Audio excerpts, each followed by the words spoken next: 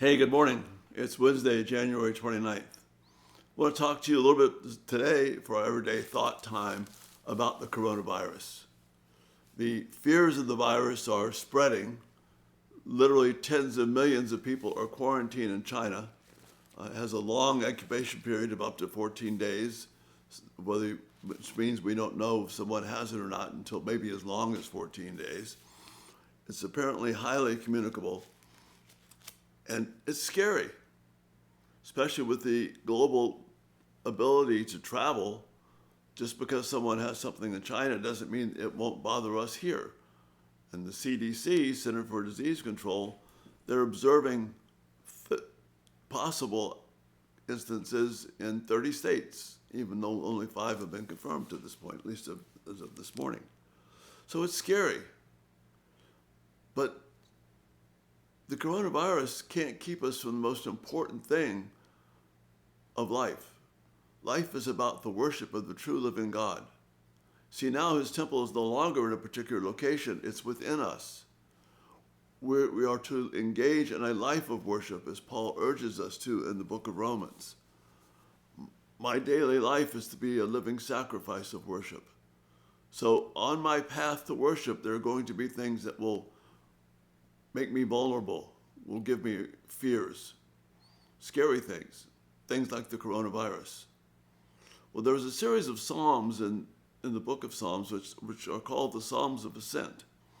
And that means that people were walking when they wanted to go worship God at the commanded 3 times a year. They would walk up the hill to Jerusalem over 1,000 feet and go in between these hills.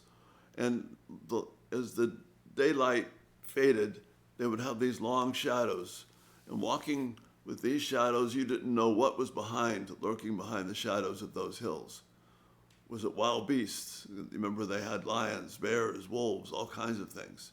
Was it robbers, people who would try and catch stragglers? But there was much to be afraid of.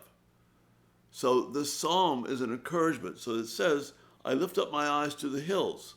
Where does my help come from? In other words, they're walking up towards Jerusalem and they see these hills and it is scary.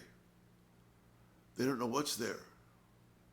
But then he says, where does my help come from? Well, it's not coming from the hills. It's coming from God's goodness. So he says, my help comes from the Lord, the maker of heaven and earth. And that's what's comforting. God is in control of these things. He is in control of the coronavirus. Each day, God wants our hearts to be given to him in worship, where we honor him. We don't honor ourselves, but we honor him. So even in this time of fear, we have the opportunity to give worship to God and to let others know where our hope is, where our true help is. This psalm finishes, the Lord will keep you from all harm. He will watch over your life. The Lord will watch over your going and coming, both now and forevermore. Wow. That, brothers and sisters, that is so cool. We are in the midst of life where there are fears every day. But my help isn't going to come from the hills or nice scenes or those kind of things. It's going to come from the Lord who controls all these things. And what the Lord wants you and me to focus on is the worship of his great name. And now we have the privilege of showing that worship by showing that we honor him, that we love him, that we're concerned about the gospel to everyone that we meet. So our help doesn't come from the scary places. Our help comes from God. The coronavirus doesn't direct us from God. May it drive us to him and the worship of his great name. Think about that today. You have a great day. We'll be back tomorrow on Thursday. May the Lord bless you. And don't forget to subscribe if you'd like it. And thanks so much for being here. Bye-bye.